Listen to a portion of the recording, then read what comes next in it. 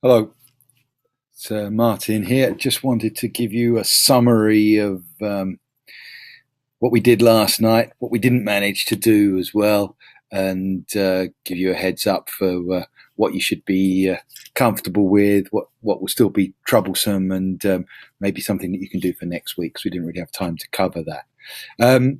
So this was the page that you started on. If you recall, we went into the GeoGreeting, and you made one yourself in moments, and it was really more to illustrate the point that a lot of what we're going to be doing on this course is typing in boxes, as I said, and then generating a link, and then copying that link and putting it somewhere. I said that a few times because that's really what it's all about. And then you did the same thing with a slightly more sophisticated tool, which was the Devolver DFilm thing. And then it went on from there. Several of you used Poll Everywhere, and a nice job you made of that too. And the key to it really is in the tool that I can't remember what it's called now, the push tool. So I go into any question that I've created, and it's this icon here that's key, and this is what my students get. So see this URL. That's what I give to my students on a piece of card, on a piece of notepaper, a slip of paper, whatever. And as long as they've got that, I can determine which question they ask. So I push that, that appears on their screen.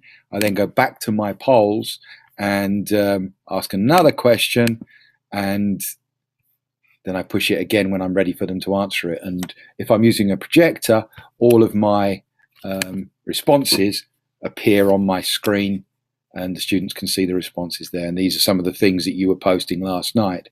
I can change the visual settings. If it's just one word that I'm receiving from the students, I can change it to a word cloud.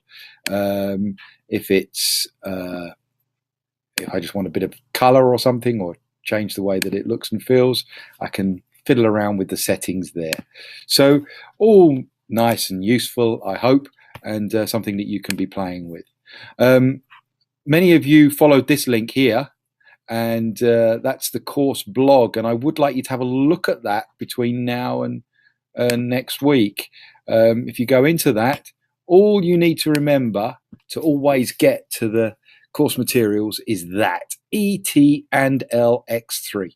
If you do a Google search for that, it's the top hit. It will come up and you'll be able to access all the materials. If you click on, for example, week 1 and pedagogy, you'll see there's a link to the lesson plan that I was using, and a little bit more depth and information. So if you want to go deeper, you can. You can do a bit of extra reading and so on and so forth, and hopefully you'll get a lot from that.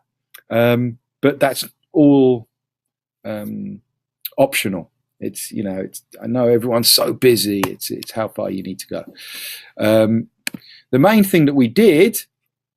Some people looked at Linowit as well. I don't know if anyone had a chance to make any word clouds, by the way. But the main thing that you did was to create a blog.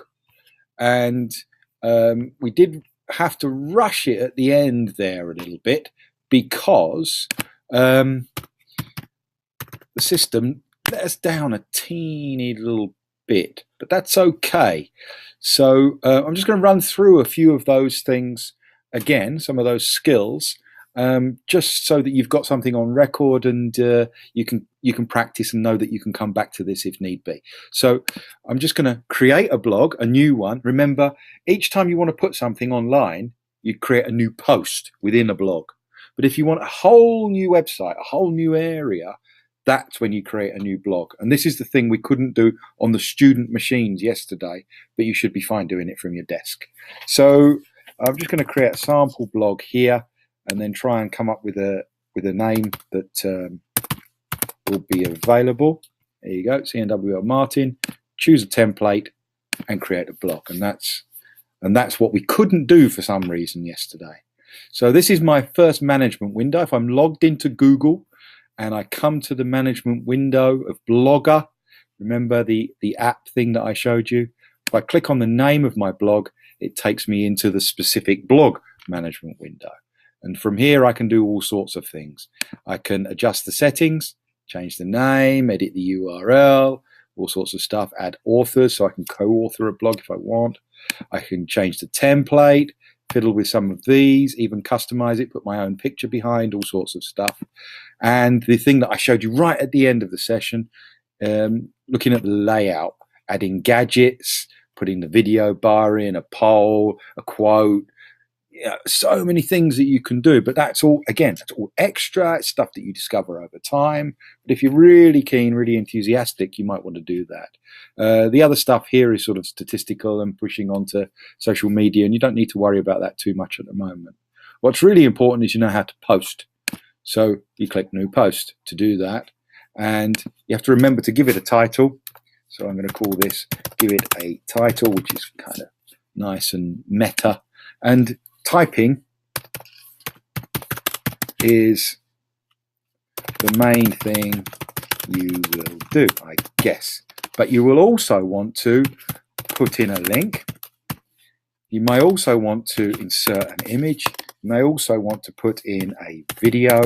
And you may also want to embed stuff which we didn't do. So this is new. So all of these things are things that you want to be able to do with your blog. And I'm going to show you again the things that we looked at quickly yesterday, so you can use this as a point of referral. So you know how to type because we established that last night. But if I want to put in a link, how do I do it? Well, there's a number of ways as there is with all of these things.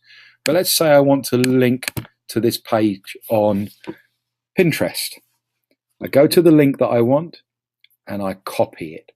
Okay, so I've right-clicked and copied just to illustrate it for you. But even quicker is on a PC, Control C to copy that. Does the same thing, but obviously you can't see that if I'm trying to show you on video. So select and copy.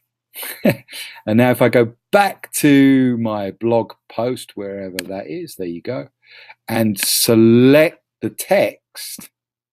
Okay, click on link, and now I can paste that in, open in a new window. There we go. I've now got a link, but I don't follow it from here. I don't want to follow it from here because this is just my editing window. I want it live online. If I want to insert an image, I can just click on the image icon and upload from my computer, wherever I happen to have images held.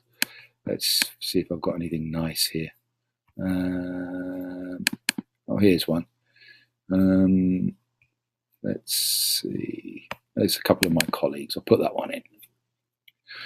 So there you go. I own that image. I took it, so I'm quite happy to put that in. I haven't got any worries. I can click on it and make it bigger, smaller, reposition it, and so on.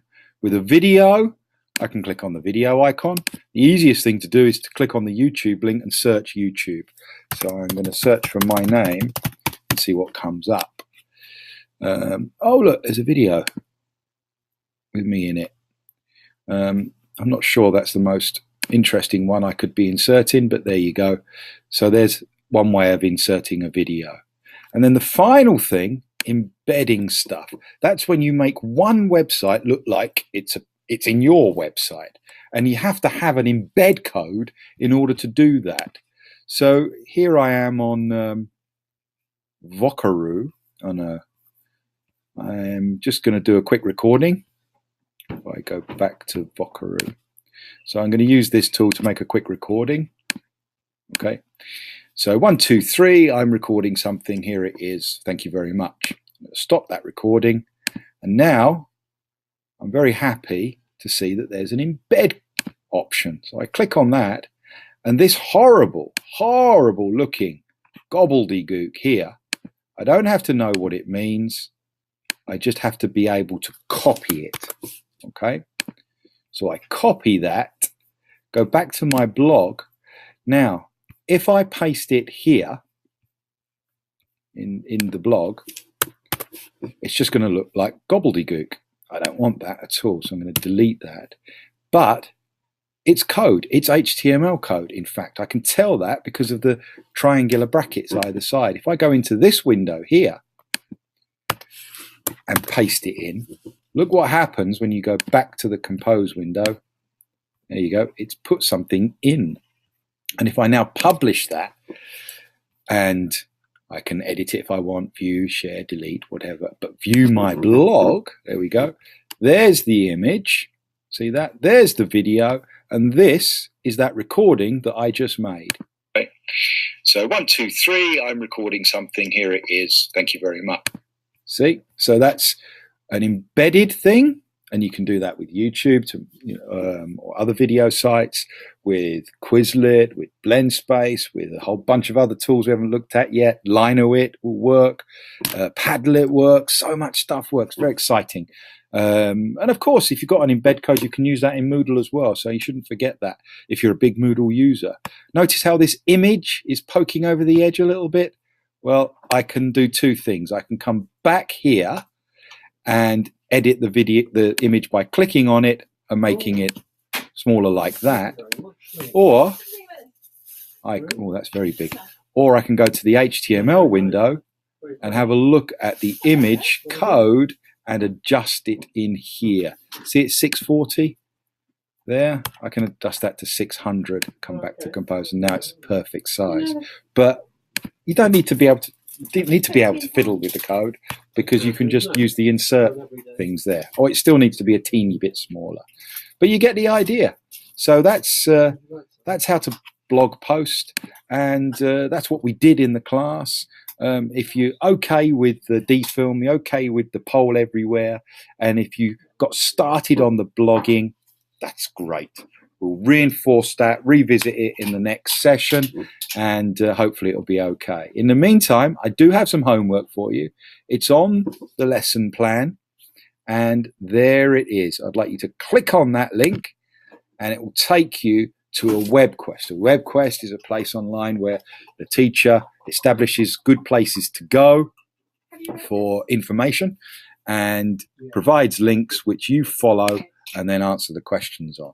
So that's what I'd like you to do. It's a little bit on e-safety and data protection and things like that. And just keep your responses to bullets. I just want you to feel what it's like to be a student in that position, so that when you make your own, you'll be better equipped to know how far you can go and what sort of instructions you to give and how it will work for your group. Okay, so I hope that's all good and clear, and you know what you've got to do. And sorry for rattling on so long, but hopefully you'll be able to go back to this at your leisure and watch those bits, particularly about blogging, should you need to again. Okay, thank you.